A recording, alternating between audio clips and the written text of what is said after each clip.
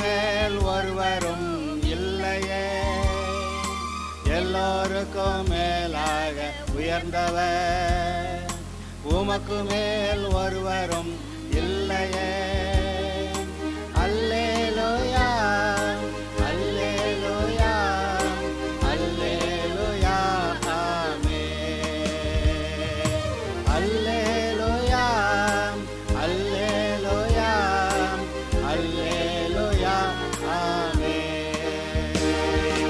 ஒருவரால் சிருஷ்டிக்கப்படாமலே தாமாக என்றென்றும் இருப்பவர்.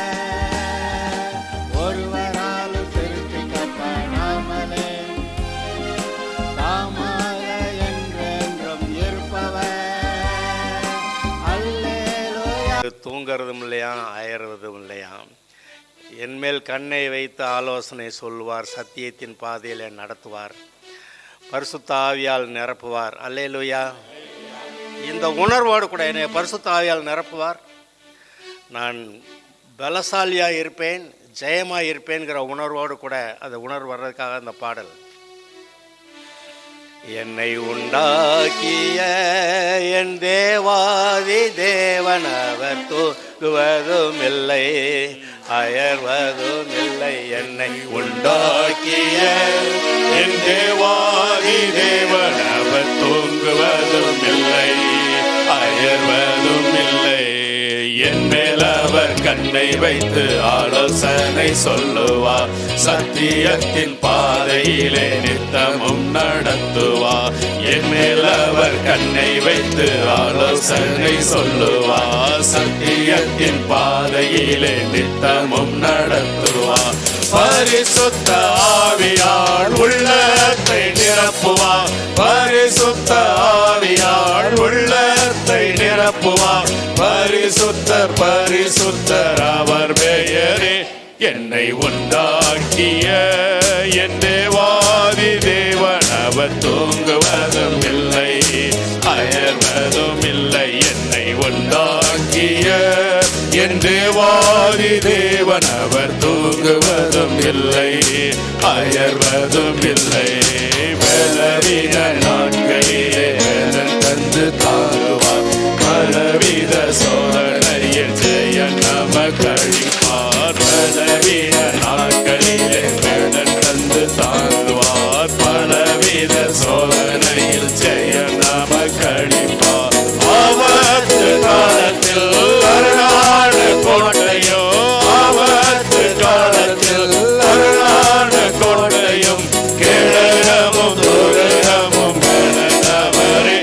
என்னை உண்டாக்கிய என் தேவாதி தேவன் அவர் தூங்குவதும் இல்லை, அயர்வதும் இல்லை. என்னை உண்டாக்கிய என் தேவாதி தேவன் அவர் தூங்குவதும் இல்லை, அயர்வதும் இல்லை. மூணாவது ஸ்டான்ஸால வாஞ்சையுள்ள ஆத்மாவின் இருதயத்தினிலே வார்த்தையாலே பேசுகின்ற ஆண்டவர். தேவனுடைய வாயிலிருந்து புறப்படுகிற ஒவ்வொரு வார்த்தையினாலும் பிழைப்பான். அவருடைய வாயிலிருந்து புறப்படுகிற வார்த்தைகள் நம்முடைய இருதயத்திலே வருகின்றன. இந்த வார்த்தை நல்ல வார்த்தையாக இருக்குமானால் நம்முடைய வாழ்க்கையிலே நன்மை நடக்கிறது. நம்ம இருதயத்தில் கெட்ட வார்த்தையை வச்சுக்கிட்டா கெட்டது நடக்குது. வசனம் எது உள்ளே இருக்கிறது? பிசாசு கொடுக்குற வார்த்தையா, கர்த்தர் கொடுக்குற வார்த்தையா? அது உங்களுடைய வாழ்க்கையை மாற்றுகிறது. கர்த்தருடைய வார்த்தை எவ்வளவு எதிர்ப்பு இருந்தாலும் கர்த்தருடைய வார்த்தை இருதயத்தில் வைத்துக் கொள்ளுங்கள். விசுவாசத்துக்கு அர்த்தம் என்னன்னு கேட்டா, in spite of the contrary evidences to believe God. எதிர்மறையான சூழ்நிலைகளிலே கர்த்தருடைய வார்த்தையை நம்புவதே விசுவாசம். சொல்லுங்க, எதிர்மறையான சூழ்நிலைகளிலே கர்த்தருடைய வார்த்தையை நம்புவதே விசுவாசம். நம்ப முடியாமல் இருக்க, ஆனால் நம்ப சொல்றார். எதிர்மறையான சூழ்நிலைகள் நம்ப முடியலை, ஆனால் நம்புன்றாரு. அதுதான் விசுவாசம்ன்றாரு. இன்றைக்கு நம்முடைய உள்ளத்தில் அவர் தன்னுடைய வார்த்தையை கொடுக்கிறார். ஜீவனுக்கு ஏதுவான வார்த்தைகள், பிழைப்புக்கு ஏதுவான வார்த்தைகள், சுகத்துக்கு ஏதுவான, பலனுக்கு ஏதுவான, தெளிந்த புத்திக்கு ஏதுவான வார்த்தைகளை கர்த்தர் கொடுக்கிறார். பயத்தின் ஆவி கொடாமல் பலமோ அன்போ தெளிந்த புத்தியும் ஆவியை கொடுத்திருக்கிறாரா? கொடுத்திருக்கிறாரா? சொல்லுங்க. எனக்கு பயமுள்ள ஆவியை கொடாமல் பலமும் அன்பும் தெளிந்த புத்தியும் உள்ள ஆவியையே கொடுத்திருக்கிறார். அல்லேலூயா. மகிமை மாட்சிமை நிறைந்தவர். எல்லாரும் உட்காரலாம். உங்கள் தேவனே சத்தியபரர், உங்கள் தேவனே அன்பாகவே இருக்கிறவர், உங்கள் தேவனே பரிசுத்தர். அல்லேலூயா. நான் பரிசுத்தர் ஆகையால் நீங்களும் பரிசுத்தராகிறீர்கள். என்னென்ன சொல்லணும்? எல்லாரை காட்டிலும் பெரியவர். 2 சத்தியபரர். 3 பரிசுத்தர், அன்பாகவே இருக்கிறவர், சகலத்தையும் நீதியாக செய்கிறவர். அல்லேலூயா. எல்லாவற்றையும் நீதியாய். இன்னைக்கு நமக்கு பட்டிமன்றம் வச்சா இது சரியாக தெரியுது, அவன் பேசுகிறப்ப அவன் பேசுறது சரியாக தெரியுது. இந்த குழப்பத்துக்கெல்லாம் அந்த உண்மையான பதில் கொடுக்குறவர் கர்த்தர் தான். அதனால் கர்த்தருக்காக நாம் பரிசுத்தமாக இருக்கலாம், கர்த்தரை நாம் நேசிக்கலாம், கர்த்தரை ஆராதிக்கலாம். சில சமயத்தில் ஊர் ஜனங்கள் சொல்லுவாங்க, ஏன்னா பைத்தியக்கார பையன் மாதிரி இருக்கிற, இந்த பைபிளை தூக்கிட்டே நடக்கிறியே அப்படி சொல்லுவாங்க. அவன் வேறு எதுக்கெல்லாமோ பைத்தியக்காரனாக இருக்கிறான். ஆனால் நம்ம கர்த்தருக்காக பைத்தியக்காரனாக இருந்தால் ஒன்றும் மோசம் இல்லை. அல்லேலூயா. நான் கிறிஸ்துவுக்கு பைத்தியக்காரன், நீ யாருக்கு வீண் பெருமை புகழ் ஆஸ்தி குப்பை என்று தள்ளிடு. நீ துடைத்து போடும் அழுக்கை போல காணப்பட்டாலும் வாழ்வுக்காக உலகை வெறுத்து ஒதி. நான் கிறிஸ்துவுக்கு பைத்தியக்காரன், நீ யாருக்கு வீண் பெருமை புகழ் ஆஸ்தி குப்பை என்று தள்ளிடு. நீ துளைத்து போடு அழுக்கை போல காணப்பட்டாலோ விண் வாழ்வுக்காக உலகை வெறுத்து ஒதுக்கி தள்ளிடு. நான் கிறிஸ்துவுக்கு பைத்தியக்காரன், நீ யாருக்கு வீண் பெருமை புகழ் ஆஸ்தி குப்பை என்று தள்ளிடு. நீ துளைத்து போடும் அழுக்கை போல காணப்பட்டாலும் விண் வாழ்வுக்காக உலகை வெறுத்து ஒதுக்கி தள்ளிடு. பலவான்களை வெட்கப்படுத்தவே பலவீனரை தேவன் தெரிந்து கொண்டாரே. பலவான்களை வெட்கப்படுத்தவே பலவீனரை தேவன் தெரிந்து கொண்டாரே. ஞானவான்களை பைத்தியமாக்கவே பைத்தியங்களை தேவன் தெரிந்து கொண்டாரே. நான் கிறிஸ்துவுக்கு பைத்தியக்காரன், நீ யாருக்கு வீண் பெருமை புகழ் ஆஸ்தி குப்பை என்று தள்ளிடு. நீ துடைத்து போடு அழுக்கை போல காணப்பட்டாலும் விண் வாழ்வுக்காக உலகை வெறுத்து ஒதுக்கி தள்ளிடு. நம்முடைய வாழ்க்கையிலே நாம் அநேக காரியங்களை பார்த்தாலும் நம்முடைய வாழ்வின் அடிப்படை கிறிஸ்து. அங்கே போய் உலகத்தில் பார்க்குறப்ப எவ்வளவோ அதிசயமான அற்புதமான காரியங்களெல்லாம் சொல்கிறாங்க, சொல்கிறது உண்மைதான். ஆனால் அதெல்லாம் இல்லாமல் போயிடும், அது எல்லாமே இல்லாமல் போயிடும். இந்த காலங்களிலே நாம் சகல நன்மைகளையும் சம்பூர்ணமாய் அனுபவிக்கிறதற்கென்று நிறைய பேர் அதை அனுபவிக்காமல் பொட்டியில் போட்டு பூட்டி வச்சுருப்பாங்க. அப்புறம் இயேசு வந்துட்டாருன்னா அதெல்லாம் கீழே போயிடும். இயேசு வருவார், சீக்கிரம் வருவார். வராரா? எனக்கு தெரியுது இந்த சமுதாயம் இப்போ இருக்கிற நமக்கு தெரிந்திருக்கிறபடி எகிப்திய நாகரீகம், அப்புறம் அசீரிய நாகரீகம், பாபிலோனிய நாகரீகம், அப்புறம் மேதியா, அதாவது ஈரான், மேதியா பெர்ஷியா நாகரீகம், அடுத்து கிரேக்க நாகரீகம், அடுத்து நம்ம ரோம சாம்ராஜ்யம் அதோடைய நாகரீகம். இவ்வளவு இருந்திருந்தாலும் கூட இப்பொழுது இருக்கக்கூடிய இந்த விஞ்ஞான கண்டுபிடிப்புகளும் இவ்வளவு உயர்ந்த வாழ்க்கையும் இதுக்கு முன்னாடி எப்பொழுதுமே இருந்தது கிடையாது. இயேசு கிறிஸ்து கூட படகுல தான் போனார், கழுத மேலே தான் ஏறி போனார், நடந்து தான் போனார். அவருக்கு இப்போ இருக்கிற வாய்ப்பெல்லாம் இல்லை. இன்றைக்கி நீங்களும் நானும் ஒரு ஆட்டோ எடுத்து வந்துடுறான், ஒரு டாக்ஸி எடுத்து வந்துடுறான், கார் கிடைக்கிது, கார் எடுத்து ஓட்டிகிட்டு போகிறோம். ரயிலில் ஏறி இன்னும் ரயில் ஏறாதவங்க யாரோ இருக்கீங்களோ? ஹலோ, ரயிலில் ஏறி போயிடுறான், விமானத்தில் ஏறி போக வாய்ப்பு இருக்கிறவங்க போயிடுறாங்க. இந்த வாய்ப்பெல்லாம் இயேசுநாதருக்கு இல்லைங்க. இதெல்லாம் எதுக்கு? நீங்கள் தேவனுடைய பிள்ளையா சகல நன்மையை சம்பூர்ணமாய் அனுபவிப்பதற்கு. வாய்ப்பு கிடைக்கிறப்ப பயன்படுத்தி கொள்ளுங்கள். எப்பொழுதும் நீட்டாக நல்லா ட்ரெஸ் பண்ணுங்க. கர்த்தர் கொடுக்குற நல்ல வஸ்திரங்களை உடுத்தி கொள்ளுங்கள், கர்த்தர் உங்களை நன்றாக வைக்கிறார். அதுக்குன்னு அளவுக்கு மிஞ்சி போய் இல்லை, தகுதியான வஸ்திரம் என்று எழுதியிருக்கிறது. அது மாத்திரமல்ல, சிலர் நம்மளை சொல்கிறாங்க, இவங்கெல்லாம் ப்ராஸ்பெரிட்டி ப்ரீச்சர்ஸ் அப்படிங்கிறாங்க. ப்ராஸ்பெரிட்டினா பொருளாதார ஆசீர்வாதம். பொருளாதார ஆசீர்வாதத்தை பேசுகிறாங்க அவங்கன்னு நம்மளை கேவலமாக நினைக்கிறாங்க. அவங்க வேணா அவங்க பஞ்சத்தில் அடிபட்டே கிடக்கட்டும், அவங்க ஏழையாகவே கிடக்கட்டும், உடுத்துறதுக்கு துணி இல்லாமல் கிடக்கட்டும், சாப்பிட்றதுக்கு சாப்பாடு இல்லாமல் கிடக்கட்டும். ஆனால் நமக்கு கர்த்தர் கொடுக்குறார், பணமும் கொடுக்குறாரு, நல்ல துணிமணி கொடுக்குறார், நல்ல தங்குவதற்கு இடம் கொடுக்குறார். ப்ராஸ்பெரிட்டி, அதாவது பிசாசு ஆதாமிட்டிருந்து பிடுங்கினதை உன்னை திருப்பி கொடுக்குறார். ஏதேன் தோட்ட வாழ்க்கையை கர்த்தர் கொடுக்குறாருன்னு போட்டிருக்கு. அது இந்த ஆளுங்க கேலியாக சொல்லுவாங்க, இவங்கெல்லாம் ப்ராஸ்பெரிட்டி ப்ரீச்சரில் அப்படி சொல்லுவாங்க. அது ஒரு இலக்காரமா? ஆனால் நான் சொல்கிறேன், நான் ப்ராஸ்பெரிட்டி ப்ரீச்சர் தான். கர்த்தர் பணம் கொடுப்பார், தேவைக்கு அதிகமாய் கொடுப்பார்.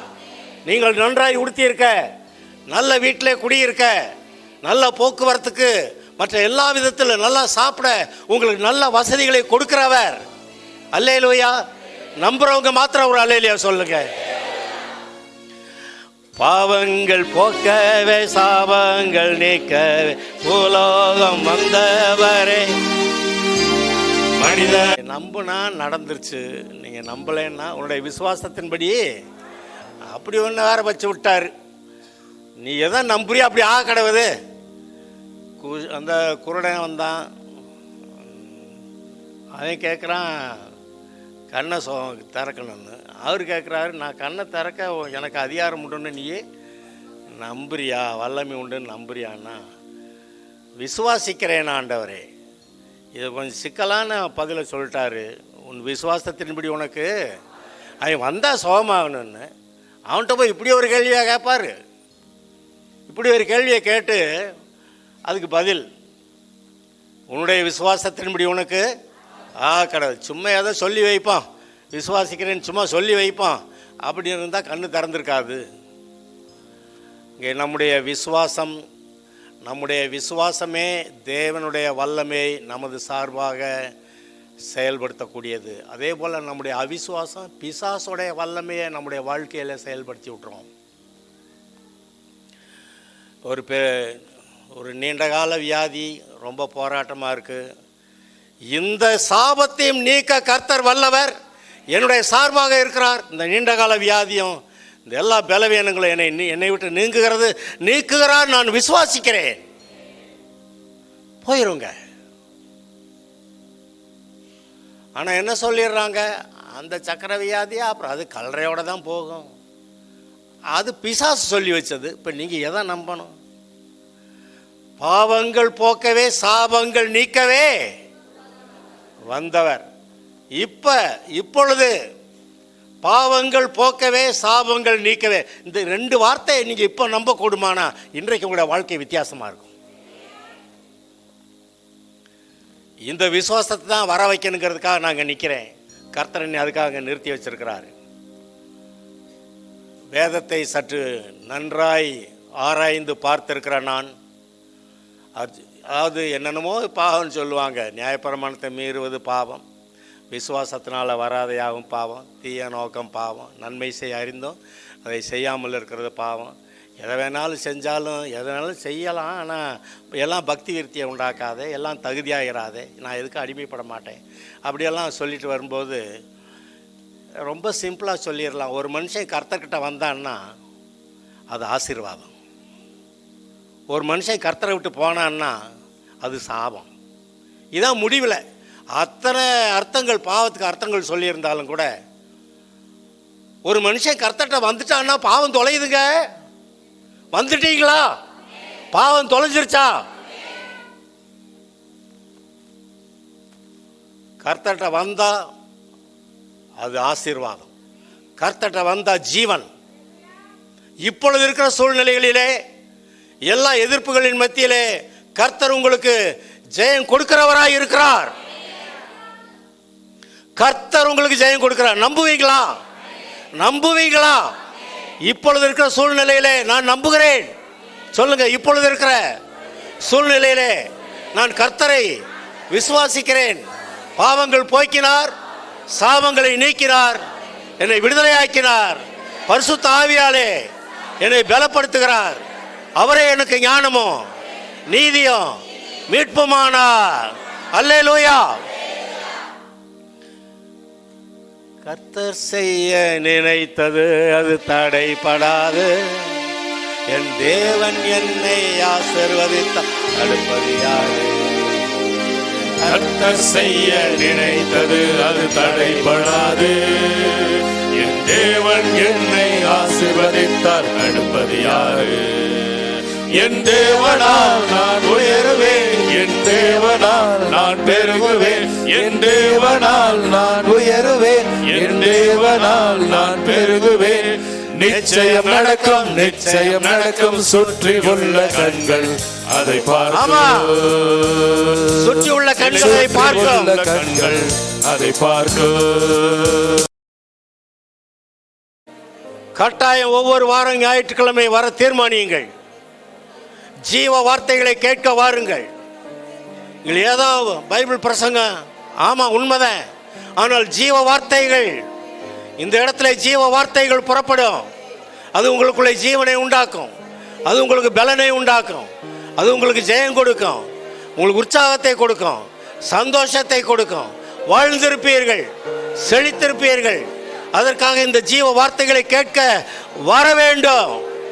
ஒவ்வொரு வாரமும் கர்த்தருடைய வார்த்தையை கேட்க, கர்த்தரை ஆராதிக்க, கர்த்தருடைய ஜீவ வார்த்தையை கேட்க நீங்கள் வர வேண்டும். வாருங்கள், அது உங்களுக்கு ஆசீர்வாதமாக இருக்கும். ஒவ்வொரு வாரமும் இது கர்த்தருடைய நாள். கர்த்தரை நாம் சந்தித்து அவருக்கு ஸ்தோத்திரம் சொல்கிற நாள். அந்த நேரத்தில் கர்த்தர் நம்மை ஆசீர்வதிக்கிறார். அல்லேலூயா. இப்பொழுதும் கூட பலவீனம் நீங்கும்படி,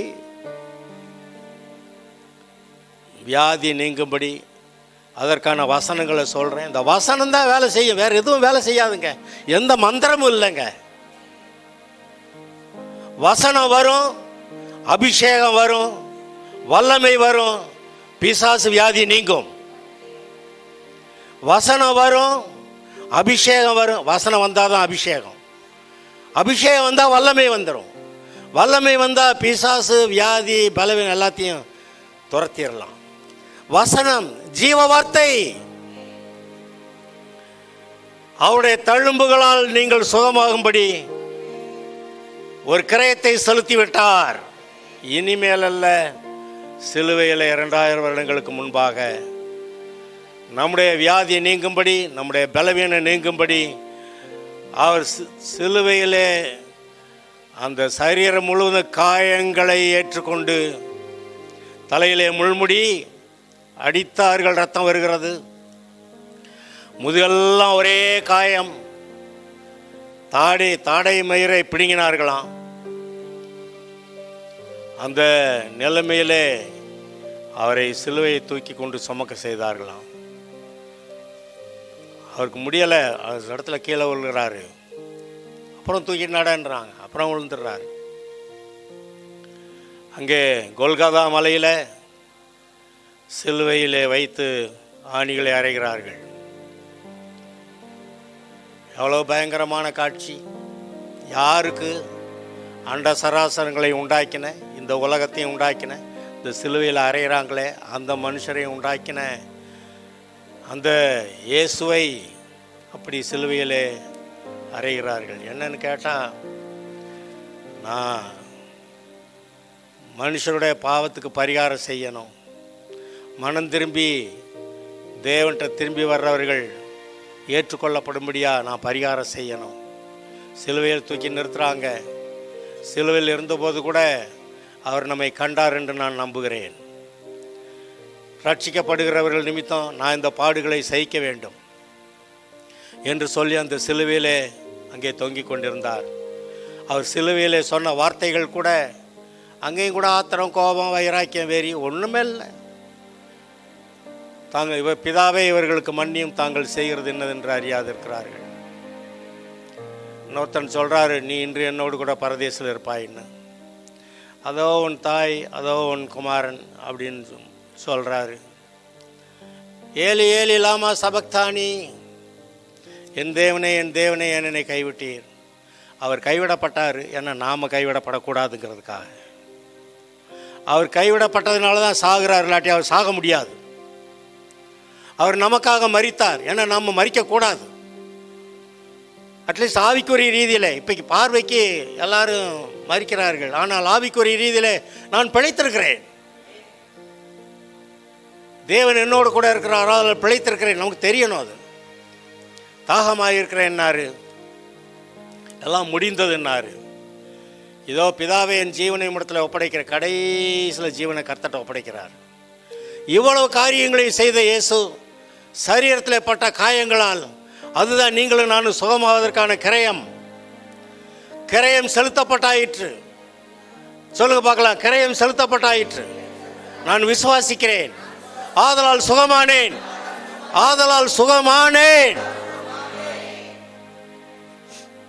கர்த்தாவே ஸ்தோத்திரம். இந்த விசுவாச வார்த்தையின்படியே இவர்களுக்காக கடவுது.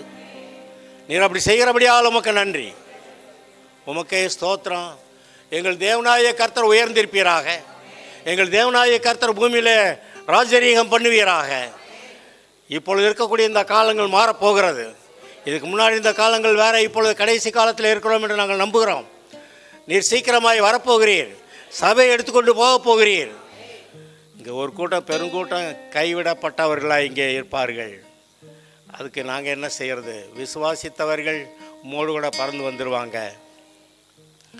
அங்கே 1000 வருஷம் அரசாட்சி, அதுக்கப்புறம் புதிய வானம் புதிய பூமி எல்லாம் நீர் எழுதி வைத்திருக்கிறீர். வரலாற்றை முன்னதாகவே எழுதி வைத்திருக்கிற தேவன் எங்களுக்கு உண்டு. அடுத்தடுத்து எங்களுக்கு என்ன நடக்கிறது என்றெல்லாம் எங்களுக்கு சொல்லி இருக்கிறீர். எங்களை ஏதோ குருட்டாட்டத்தில் நீர் வைக்கவில்லை. அடுத்து என்ன நடக்கும்? நான் கிறிஸ்துக்குள் மரித்தா என்னை உயிரோட எழுப்புவேன். இப்போ இருக்கிற நாங்கள் நீர் வர வரைக்கும் நாங்கள் உயிரோடு இருப்போம்னு நாங்கள் விசுவாசிக்கிறோம். கர்த்தாவே உமக்கு ஸ்தோத்திரம். 15 வருஷம் கணக்கு சொல்லிக்கிட்டு இருக்கிறோம்.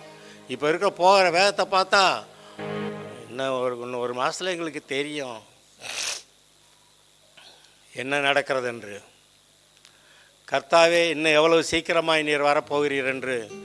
உலகத்தில் எல்லாம் பொய்யா பேசுகிறாங்க ஆண்டவரே. இந்த கட்சிக்காரனும் போய் பேசுகிறான், அந்த கட்சிக்காரனும் போய் பேசுகிறான். மக்கள் பாவம் என்ன செய்வாங்க? எல்லாரும் போய் பேசுகிறாங்க. ஆனால் நீர் உம்முடைய பிள்ளைகளுக்கு ஞானத்தை கொடுக்கிறீர். நீர் சத்தியபரர். இந்த உலகமே பொய்க்குள்ளே கிடக்குதுங்கிறத இப்போ எனக்கு நான் கண்கூட பார்க்குறேன் ஆண்டவரே. ஆனால் கர்த்தாவே நீர் எங்களுக்கு ஞானத்தை கொடுக்கிறீர், சத்தியத்தை கொடுக்கிறீர். இங்கே இருக்கிற ஒவ்வொருவருக்கும் அந்த ஞானம் சத்தியம் உண்டு. உம்மிலே இவர்கள் பிழைக்கட்டும், உம்மிலே இவர்கள் சுகமாகட்டும், பலன் அடையட்டும். கர்த்தாவே எழும்பி பிரகாசிக்கட்டும், சத்தியத்தை பிடித்து கொள்ளட்டும், பொய்யை எரிந்து விடட்டும், சத்தியத்தை பிடித்து கொண்டு வாழ்க்கையிலே உண்மையான அன்பிலே முன்னேறட்டும். உமக்கு மகிமையான சாட்சிகளாக இருக்கட்டும். கர்த்தருக்கு ஸ்தோத்திரம், ஆசீர்வதியும். உமக்கே துதிகான மகிமை. இயேசுவின் நாமத்தில் பிதாவே. உட்காரலாம். ஹாலிடேஸ் ஆரம்பிச்சிருச்சா குழந்தைங்களுக்கெல்லாம்? குட். வெக்கேஷன் வேணும் இந்த சம்மரில். ரொம்ப தாங்கலை பாருங்க. பாவம் பிள்ளைங்க. சரி, இன்றைக்கி ஒரு நல்ல செய்தி உங்களுக்கு கொடுக்க போகிறேன். கொஞ்சம் வேகமாக பேசிட்டு போகணும், அப்போ தான் முடிக்க முடியும். கவனமாக நீங்கள் கவனிக்கணும். சரி, சொல்லுங்க பார்க்கலாம். நான் ரட்சிக்கப்பட்டிருக்கிறேன், நீதிமான் ஆக்கப்பட்டிருக்கிறேன், பரிசுத்தவான் ஆக்கப்பட்டிருக்கிறேன். நான் பாவி இல்லை, நான் தேவனுடைய பிள்ளை. தேவன் என்மேல் பிரியமாய் இருக்கிறார். எனக்கு நல்ல எதிர்காலம் உண்டு. நான் கர்த்தரை தெரிந்து கொண்டேன், ஆகவே அவர் என்னை தெரிந்து கொண்டார். பிதாவின் சித்தம் பரமண்டலத்திலே செய்யப்படுவது போல இந்த பூலோகத்திலே என் வாழ்க்கையிலே செய்யப்படும். கர்த்தர் சொல்லி இருக்கிறார், அதை நான் விசுவாசிக்கிறேன். பரிசுத்த வேதாகமத்திலே சொல்லப்பட்டிருக்கிற எல்லா வாக்குத்தத்தங்களையும் என் விசுவாசத்தால் என்னால் சுதந்திரிக்க முடியும். என்னை கொஞ்சம் அடக்கி ஒடுக்கி உலக காரியங்கள் மேல் கண்களை வைக்காமல் வேத வசனத்தின் மேலே கண்களை வைத்து அதை பேசி பேசி நான் வெற்றி எடுப்பேன். வார்த்தைகள் விதை போன்றது. இந்த விதையை நான் விதைக்க வேண்டும். என் வாயால் பேசும்போது அது விதைக்கப்படுகிறது. அந்த வசனத்திற்குள்ளேயே வல்லமை இருக்கிறது. விதைக்கப்பட்டவுடன் அந்த வல்லமை கிரியை செய்ய ஆரம்பிக்கிறது. இன்னும் கொஞ்சம் ஜெபம், இன்னும் கொஞ்ச நேரம் அந்நிய பாஷை, இன்னும் கொஞ்சம் பரிசுத்தம், இதையெல்லாம் நான் கூட்டி வழங்கும்போது வெகு விரைவாக என் விசுவாச செடி வளரும், எனக்கு பலன் தரும். ஹல்லேலூயா. இதுதான் இன்றைக்கு நம்முடைய பிரசங்க வாக்கியமும் கூட.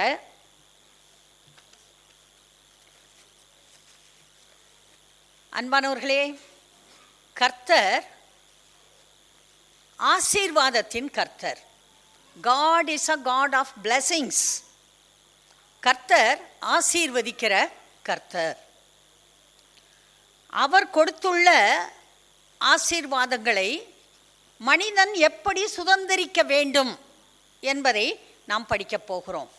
கர்த்தர் கொடுத்திருக்கிறார் எக்கச்சக்கமான ஆசீர்வாதங்கள். ஆவிக்குரிய ஆசீர்வாதம், ஆத்மாவுக்குரிய ஆசீர்வாதம், சரீரத்திற்குரிய ஆசீர்வாதம், குடும்பத்திற்குரிய ஆசீர்வாதம், கற்பங்களுக்குரிய ஆசீர்வாதம், சமுதாயத்துக்குரிய ஆசீர்வாதம், இப்படி எல்லா ஆசீர்வாதங்களையும் கர்த்தர் கொடுத்திருக்கிறார்.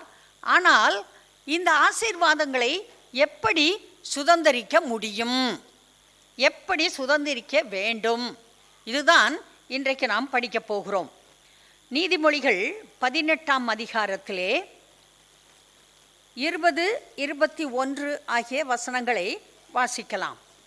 நீதிமொழிகள் 18ஆம் அதிகாரத்திலே 20, 21. அவனவன் வாயின் பலனால் அவனவன் வயிறு நிரம்பும், அவனவன் உதடுகளின் விளைவினால் அவனவன் திருப்தியாவான். மரணமும் ஜீவனும் நாவின் அதிகாரத்தில் இருக்கும், அதில் பிரியப்படுகிறவர்கள் அதன் கனியை புசிப்பார்கள். கர்த்தர் இங்கே தெளிவாக நமக்கு எழுதி கொடுத்திருக்கிறார். ஆசீர்வாதத்தை எப்படி சுதந்தரிப்பது? அவனவன் வாயின் பலனால், வாயை கொண்டு எதை பேசுகிறானோ அதன் பலனால் அவனவன் வயிறு நிரம்பும், அவனுக்கு வேண்டிய எல்லாம் கொடுக்கப்படும், கிடைக்கும். அவனவன் உதடுகளின் விளைவினால், அவன் எதை பேசினானோ அது முளைத்து வளர்ந்து பலன் கொடுக்கும்போது அந்த பலனால் அவன் திருப்தியாக வாழ்வான். எல்லாவித திருப்தியும் மனிதனுக்கு வேண்டும். அதை அவனவன் வாயின் உதடுகளின் பலனால் தான் பெற்றுக்கொள்ள முடியும். மரணமும் ஜீவனும் நாவின் அதிகாரத்தில் இருக்கும். உங்கள் நாவின் அதிகாரத்தில் தான் இருக்கிறது. இதை கர்த்தர் சொல்லி இருக்கிறார். இது கர்த்தருடைய நாவின் அதிகாரத்தில் இல்லை, போதகருடைய நாவின் அதிகாரத்தில் இல்லை. பக்கத்து வீட்டுக்காரர்கள் ஏதோ சொல்லிவிடுகிறார்கள், உடன் பிறந்தவர்கள், நம்முடைய சொந்தக்காரர்கள் ஏதோ பேசிவிடுகிறார்கள். அவர்களுடைய வாயில் இல்லை, இல்லவே இல்லை. அவர்கள் உதடுகளில், அவர்கள் பேச்சுக்களில் ஒன்றுமில்லை. ஆனால் நாம் என்ன பேசுகிறோம், நாம் என்ன பேசுகிறோமோ அந்த வார்த்தை உங்களுக்கு பலிக்கப் போகிறது. மரணமோ ஜீவனோ, அதாவது ஆசீர்வாதமோ சாபமோ, அல்லது நன்மையோ தீமையோ, அல்லது வாழ்வோ சாவோ, எதுவோ அது உங்கள் நாவிலே இருக்கிறது. உங்கள் வாழ்க்கையின் முன்னேற்றமோ பின்னேற்றமோ, உங்களுடைய சொத்துக்களின் அதிகரிப்போ அல்லது குறைத்தலோ, உங்கள் தொழிலிலே லாபமோ அல்லது நஷ்டமோ உங்கள் வாயில் இருக்கிறது, கர்த்தருடைய வாயில் இல்லை. கர்த்தர் சொல்லுகிறார், மரணமும் ஜீவனும் நாவின் அதிகாரத்தில் இருக்கும். அதில் பிரியப்படுகிறவர்கள் அதன் கனியை புசிப்பார்கள், அதன் பலனை அனுபவிப்பார்கள். அதில் பிரியப்படுகிறவர்கள். எதில் பிரியப்படுகிறீர்கள்? நீங்கள் எதில் பிரியப்படுகிறீர்களோ அது கட்டாயமாக உங்களுக்கு கிடைக்கும். ஏனென்றால் நீங்கள் அதை உங்கள் வாயை திறந்து பேசி விதைத்து இருக்கிறீர்கள். கர்த்தர் தெளிவாக நமக்கு சொல்லியிருக்கிறார். மனிதன்தான் இதை தெரிந்தெடுக்க வேண்டும். கர்த்தர் உங்களுக்காக தெரிந்தெடுக்க மாட்டார். அவர் எழுதி நம் கையிலே வேதாகமத்தில் கொடுத்து விட்டார். அவர் சொல்லுகிறார், இதை தினமும் வாசி, இதை படி, இருதயத்திலே வைத்துக்கொள், வாயினால் பேசு, இதன் மேல் சந்தோஷமாயிரு. இந்த வசனங்கள் தேனிலும் தேன் கூட்டிலிருந்து ஒழுகும் தெளி தேனிலும் மதுரமானது. அது ஒரு நாளும் வெறுமையாய் திரும்பாது. நீ எதற்காக அதை அனுப்புகிறாயோ அந்த காரியத்தை அது வாய்க்க பண்ணும். கர்த்தர் சொல்லியிருக்கிறார். சபையில் உட்கார்ந்திருக்கிற அன்பான சகோதர சகோதரிகளே, இன்றைக்கு கர்த்தர் உங்களோடு பேசுகிறார். You choose God, you choose his word. கர்த்தரை தெரிந்து கொள்ளுங்கள், அவருடைய வாக்குத்தத்த வசனங்களை தெரிந்து கொள்ளுங்கள், இருதயத்திலே வைத்துக் கொள்ளுங்கள், உங்கள் வாயால் அதை பேச ஆரம்பியுங்கள். அது ஒரு நாளும் வெறுமையாக திரும்பாது. எதற்காக இந்த வார்த்தையை பேசி அனுப்பினீர்களோ அந்த காரியத்தை அது உங்களுக்கு வாய்க்க பண்ணும். நீங்கள் கட்டாயமாக பெற்றுக்கொள்வீர்கள். எரேமியா 21:8. எரேமியா 21:8. பின்னையும் அவர் இந்த ஜனங்களை நோக்கி, இதோ நான் உங்கள் முன்னே ஜீவ வழியையும் மரண வழியையும் வைக்கிறேன் என்று கர்த்தர் சொல்லுகிறார். அதாவது அவர் வைக்கல, ஆனால் பூமியில் அது இருக்கு. மரண வழி இருக்கு பாரு, ஜீவ வழி இருக்கு பாரு, கண்ணை திறந்து பாரு. பரலோகத்திலே கர்த்தர் மட்டும் கிரியை செய்கிறார். அங்கே நன்மை மட்டும் இருக்கிறது, அங்கே ஆசீர்வாதம் மட்டும் இருக்கிறது. பாதாளத்திலே பிசாசு வாழ்கிறான். அவனும் அவனை சேர்ந்த மகா பாவிகளும் அங்கே இருக்கிறார்கள்.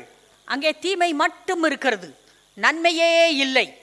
அங்கே போனால் தீமைகள் எல்லாம் நடந்து கொண்டே இருக்கும். ஆனால் பூமியிலே நன்மையும் நடக்கிறது, தீமையும் இருக்கிறது. நல்ல மனிதர்களும் இருக்கிறார்கள், கெட்ட மனிதர்களும் இருக்கிறார்கள். ஏனென்றால் கர்த்தரும் கிரியை செய்கிறார், சாத்தானும் கிரியை செய்கிறான்.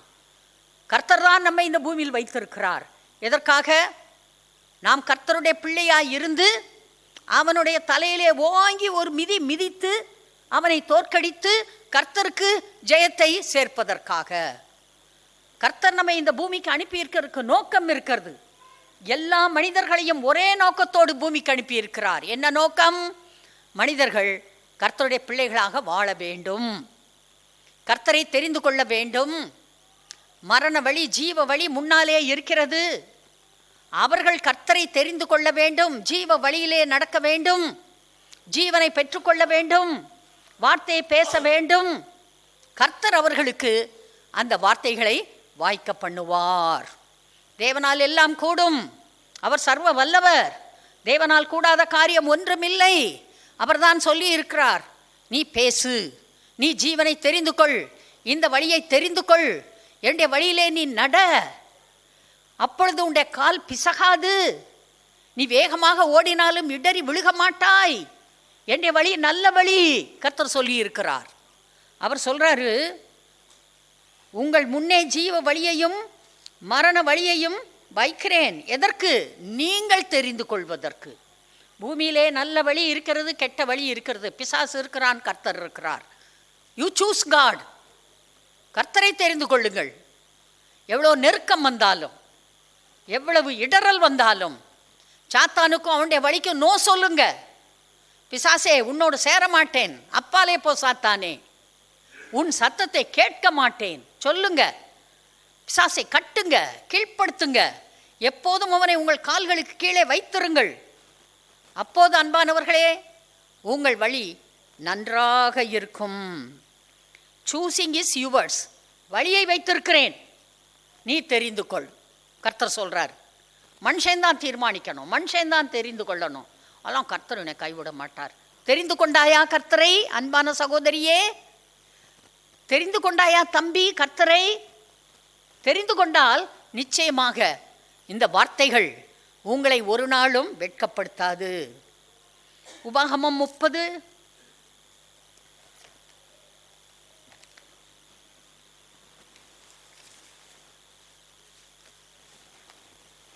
உபாகமம் 30:11 வாசிக்கிறேன் பாருங்க. நான் இன்று உனக்கு விதிக்கிற கட்டளை உனக்கு மறைபொருளும் அல்ல, அது உனக்கு தூரமானதும் அல்ல. நாங்கள் அதை கேட்டு அதன்படி செய்யும்படிக்கு எங்கள் நிமித்தம் வானத்துக்கு ஏறி அதை எங்களுக்கு கொண்டு வருகிறவன் யார் என்று நீ சொல்லத்தக்கதாக அது வானத்தில் உள்ளதும் அல்ல.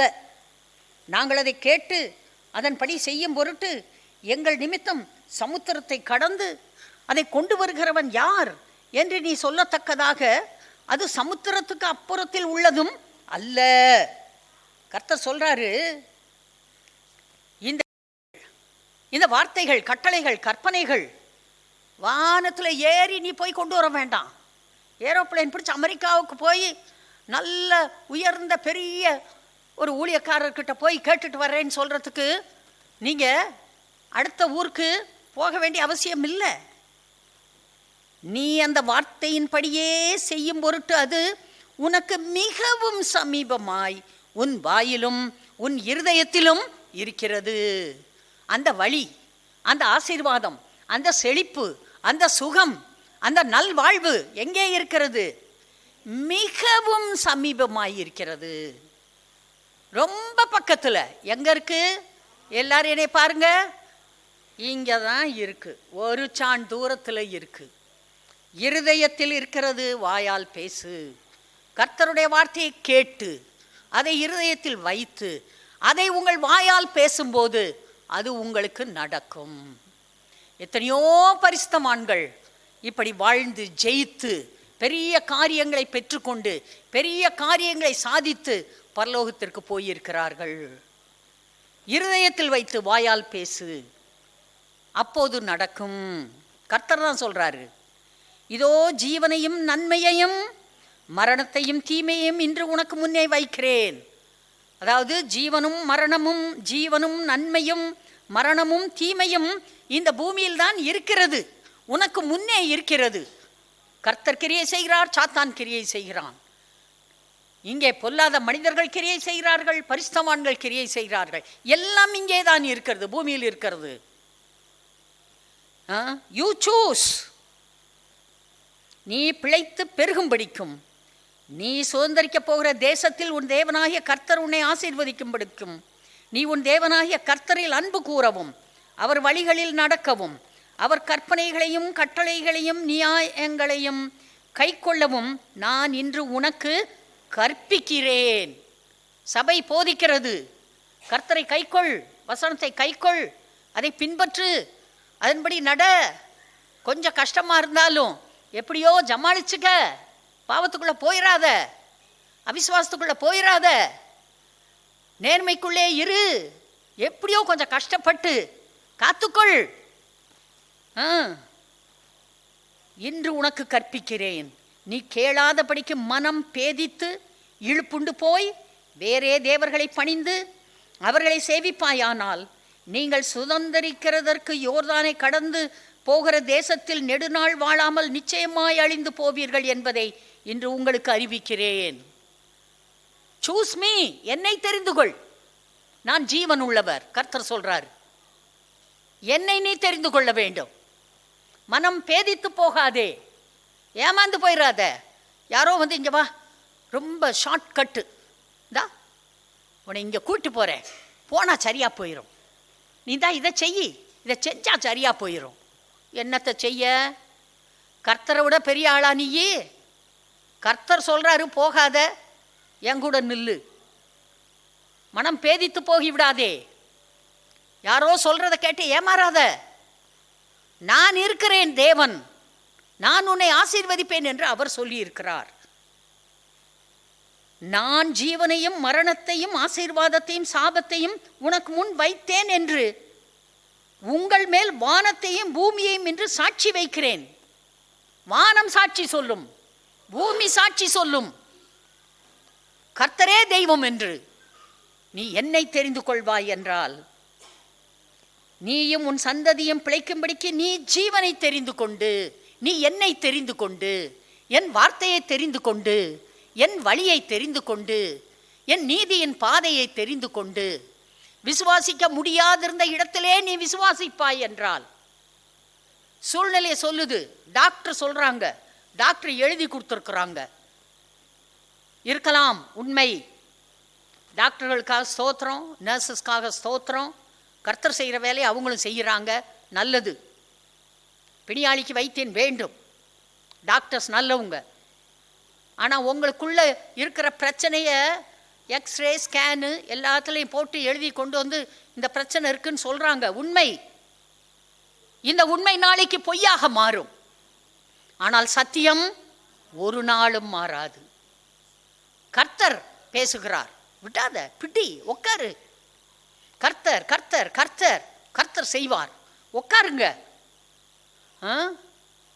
உண்மையில் நான் சொல்கிறேன், தீராத பல வியாதிகள் இருக்கிறது, மோசமான பல காரியங்கள் இருக்கிறது. ஆனால் முடியவே முடியாது. நான் கர்த்தரோடு உட்காருவேன், கர்த்தர் எனக்கு உதவி செய்வார். சொல்லி பாருங்க, பேசி பாருங்க. ரிப்போர்ட் இப்படி சொல்லுது, that's okay, but it is not a good report. அது நல்ல ரிப்போர்ட் இல்லை, கெட்ட ரிப்போர்ட் வந்திருக்கு. இதை நான் நம்ப போவதில்லை. கர்த்தருடைய வசனம் சத்தியம், இதை நான் நம்ப போகிறேன். சொல்லுங்க, பேசுங்க. கர்த்தர் உங்களுக்கு பெரிய விடுதலையை கொடுப்பார். சோர்ந்து போகாதீங்க. தாமதித்தாலும் அதற்காக காத்திரு, அது நடக்கும். ஏனென்றால் அண்ட சராசரத்தையும் உருவாக்கிய கர்த்தருடைய வார்த்தை அது. அதை நாம் நம்பி விசுவாசித்து ஏற்றுக்கொள்ள வேண்டும். கர்த்தர்கிட்ட குருடன் வர்றான், அவன் சொல்கிறான், ஐயா, ஆண்டவர் கேட்குறாரு, உனக்கு என்னப்பா வேணும்? அவன் ஒரு 1000 ரூபா கொடுங்கன்னு கேட்டிருந்தா கொடுத்துருப்பார். ஆனால் அவன் என்ன சொன்னான்? நான் பார்வை அடைய வேண்டும். என்ன வேணும் அதை கேளுங்க. ஆண்டவரே, இந்த டாக்டர் ரிப்போர்ட்டை பாருங்க ஆண்டவரே, ஸ்கேனை பாருங்க ஆண்டவரே, எக்ஸ்ரே பாருங்க ஆண்டவரே, இந்த பிளட் ரிப்போர்ட்டை பாருங்க ஆண்டவரே, இது இப்படி சொல்லுது ஆண்டவரே, அது அப்படி சொல்லுது ஆண்டவரே. ஆண்டவரே, எங்கள் குடும்ப பாரம்பரியத்தை பாருங்க ஆண்டவரே, எங்கள் குடும்ப வகைரால இப்படி குறை அப்படி குறை ஆண்டவரே, இதெல்லாம் உங்களுக்கு தெரியாது இல்லை ஆண்டவரே. இந்த வளவளா குளகுளாலாம் வேண்டாம், தெரியுதா? எல்லாத்தையும் தூக்கி மூட்டை கட்டி வச்சுக்கிட்டு, நான் கர்த்தருடைய பிள்ளை, கர்த்தர் என்னோடு இருக்கிறார், எனக்குள் இருப்பவர் பெரியவர், கர்த்தருடைய வார்த்தை ஒரு நாளும் வெறுமையாய் திரும்பாது, நான் நன்மையும் தீமையும் கிடக்கிற பூமியில், சாபம் ஆசீர்வாதம் கிடக்கிற பூமியில் வாழ்கிறேன்.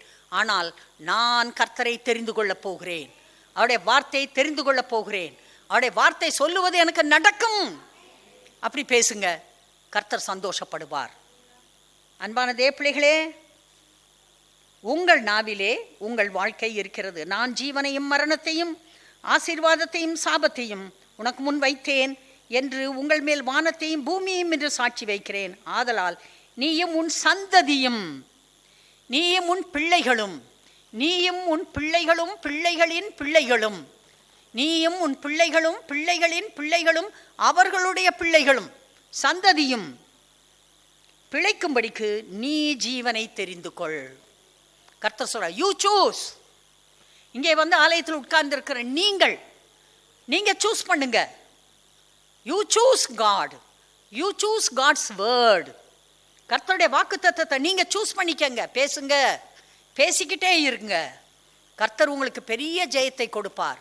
இங்கே உட்கார்ந்துருக்கிற எத்தனையோ பேர் பாருங்க, ரொம்ப பாவப்பட்ட நிலைமையில் இந்த ஆலயத்திலே வந்து சேர்ந்தார்கள். வந்தப்ப மன கஷ்டம், குழப்பம், வேதனை, என்ன செய்யன்னு தெரியல, எது சரி எது தப்புன்னு தெரியல, வலது கைக்கும் இடது கைக்கும் வித்தியாசம் தெரியல, எந்த மாதிரி செய்யணும் எதை செய்யக்கூடாது தெரியல, போராட்டங்கள், எத்தனையோ பிரச்சனைகளோடு வந்தார்கள். ஆனால் வந்து வார்த்தையை கேட்டு இதன்படி நடக்க ஆரம்பித்த போது கர்த்தர் அவர்களுக்கு ஜெயத்தையும் பெரிய வெற்றியும் கொடுத்திருக்கிறார். இன்றைக்கு செல்வ சீமான்களாய் அவர்கள் இருக்கிறார்கள். கர்த்தர் யாரையெல்லாம் அழைத்தாரோ அத்தனை பேரும் நன்றாய் இருக்கிறார்கள்.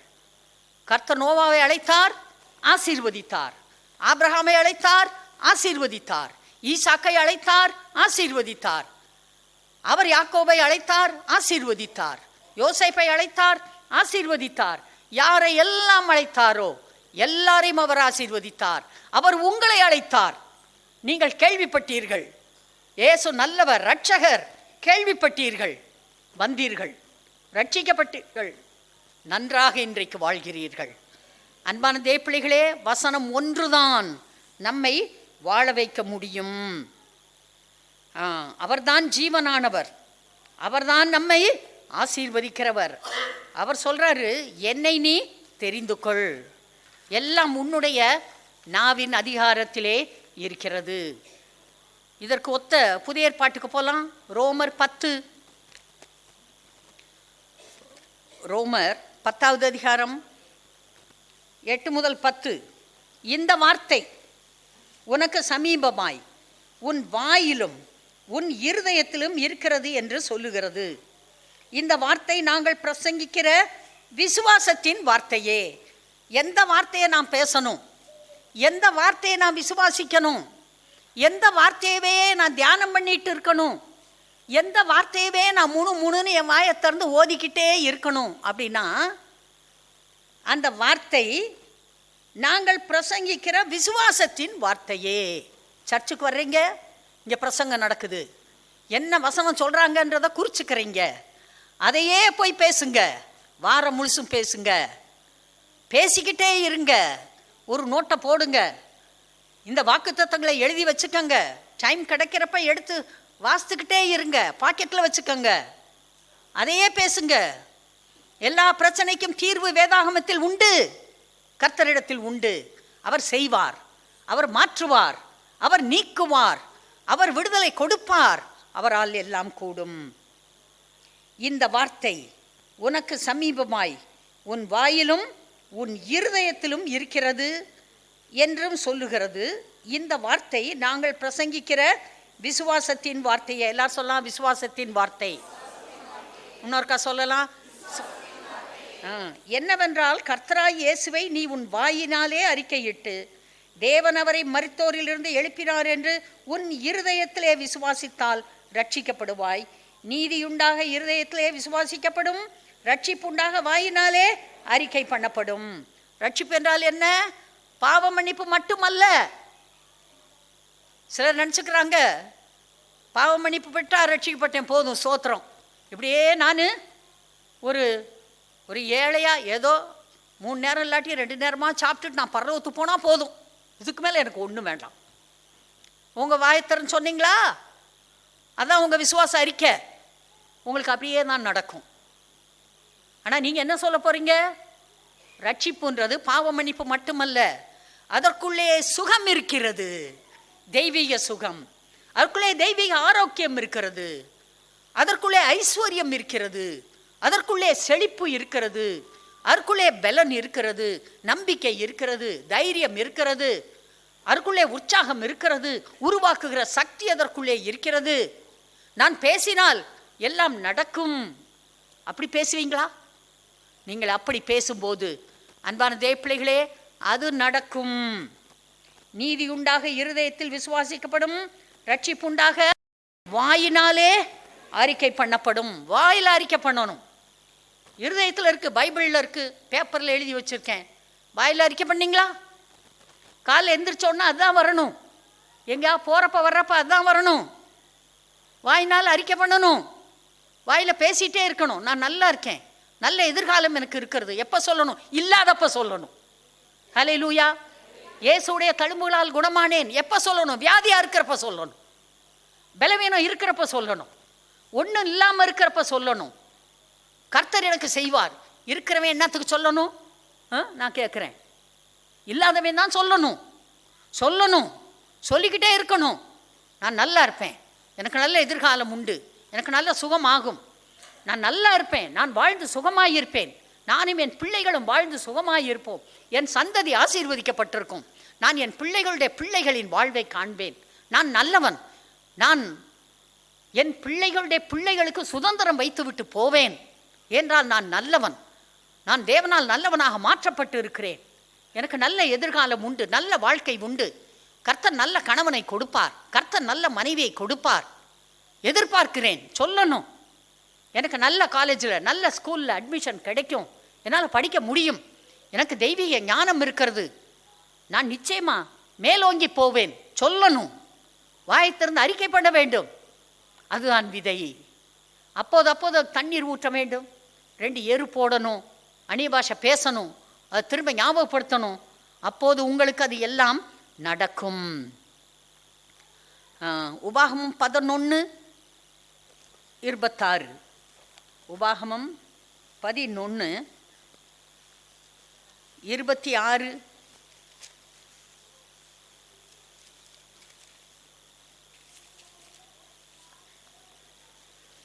இதோ இன்று நான் உங்களுக்கு முன்பாக ஆசீர்வாதத்தையும் சாபத்தையும் வைக்கிறேன்.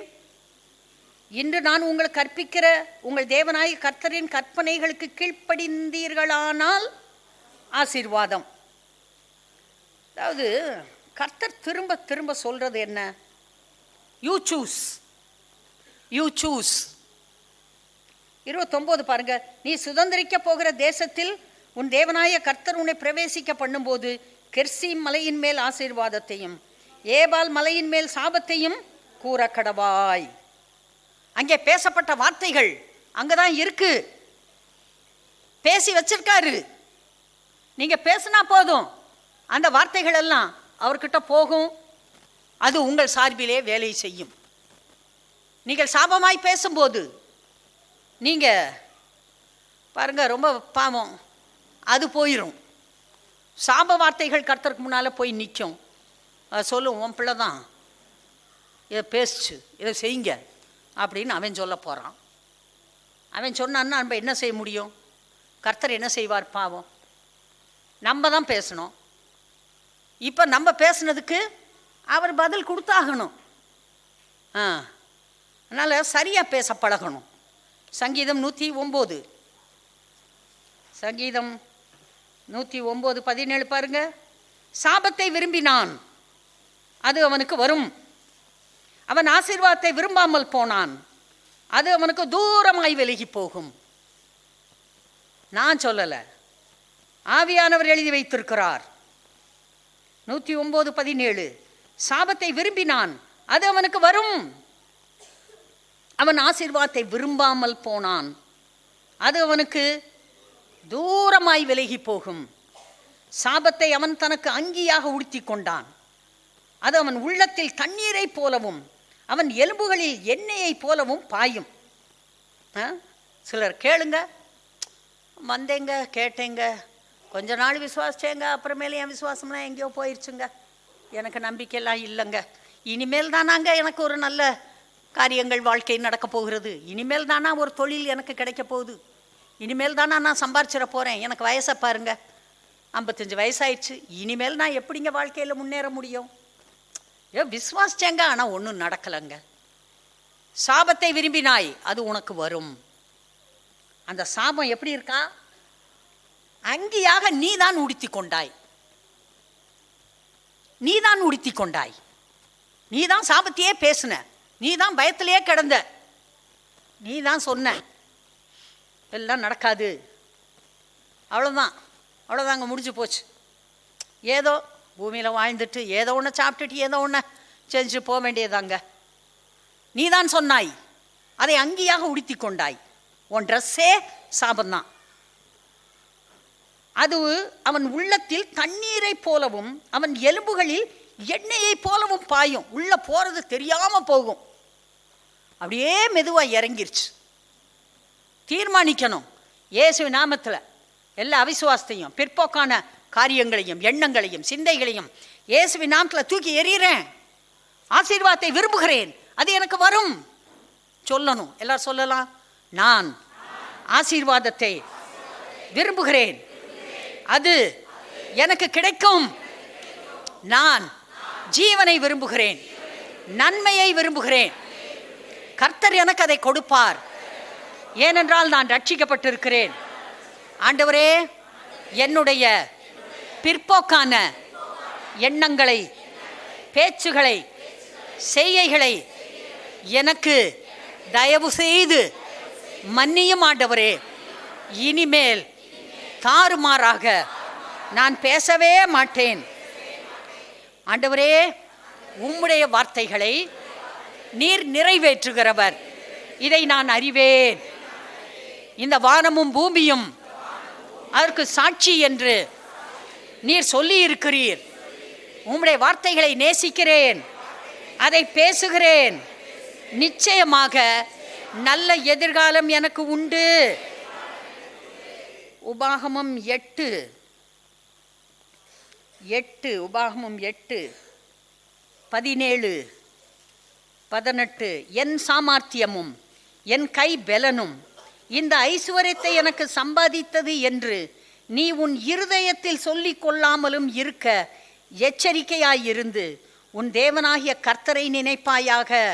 அவரே உன் பிதாக்களுக்கு ஆணையிட்டு கொடுத்த தம்முடைய உடன்படிக்கையை உறுதிப்படுத்தும்படி இந்நாளில் உனக்கு உண்டாயிருக்கிறது போல ஐஸ்வர்யத்தை சம்பாதிக்கிறதற்கான பெலனை உனக்கு கொடுக்கிறவர். உன் தேவனாகிய கர்த்தரை நீ மறந்து வேறே தேவர்களை பின்பற்றி அவர்களை சேவித்து அவர்களை பணிந்து கொள்வாயானால் நிச்சயமாய் அழிந்து போவீர்கள் என்று இன்று உங்களுக்கு சாட்சியாய் அறிவிக்கிறேன்.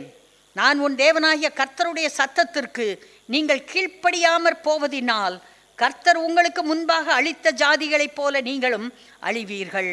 கர்த்தர் சொல்றாரு, நீ என்னை விசுவாசி, நான் உன்னை ஆசீர்வதிக்கிறேன். ஆனால் ஒரு நாளும் என்னுடைய கை பிரயாசம், என்னுடைய ஞானம், நான் படித்தேன், நான் மார்க் வாங்கினேன், நான் வேலைக்கு போனேன், நான் வேலை செய்தேன், நான் சம்பாதித்தேன், என்னுடைய கை பிரயாசம், அப்படி சொல்லாத. என்ன சொல்லணும்? கர்த்தர் என்னை ஆசீர்வதித்தார். எல்லாரும் சொல்லலாம், கர்த்தர் என்னை ஆசீர்வதிக்கிறார், இன்னும் ஆசீர்வதிப்பார். எனக்கு நல்ல எதிர்காலம் இருக்கிறது.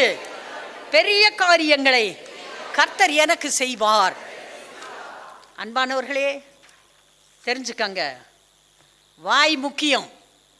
எல்லாம் சொல்லுங்க, வாய் முக்கியம். வார்த்தை முக்கியம். சொல்லுங்க, வார்த்தை. நான் ஜீவனை தெரிந்து கொள்ளுகிறேன், என் இருதயத்தில் ஜீவனை வைக்கிறேன், என் இருதயத்தில் வார்த்தையை வைக்கிறேன், வாயால் பேசுவேன். தேவனே ஜீவன், அவர் என்னுடைய பங்கு. தேவனே ஆசீர்வாதம். நான் அவரை தெரிந்து கொண்டேன். பழைய ஏற்பாடு சொல்லுது, புதிய ஏற்பாடு சொல்லுது, தூரத்தில் இல்லை, இருதயத்தில் இருக்கு, வாயில் இருக்கு. வாயால் பேசு, இருதயத்திலிருந்து பேசு, வசனத்தை உள்ள வையி, வாயில் பேசு, உனக்கு நடக்கும் என்று கர்த்தர் சொல்லுகிறார். ஆசீர்வாதம் வேற எங்கேயோ இல்லை, ஆசீர்வாதம் உங்கள் இருதயத்துக்குள்ளே இருக்குது, வசனத்துக்குள்ளே இருக்குது. அந்த வசனத்தை பேசுங்கள், ஆசீர்வாதத்தை சுதந்திரித்துக் கொள்ளுங்கள். Okay, God bless you.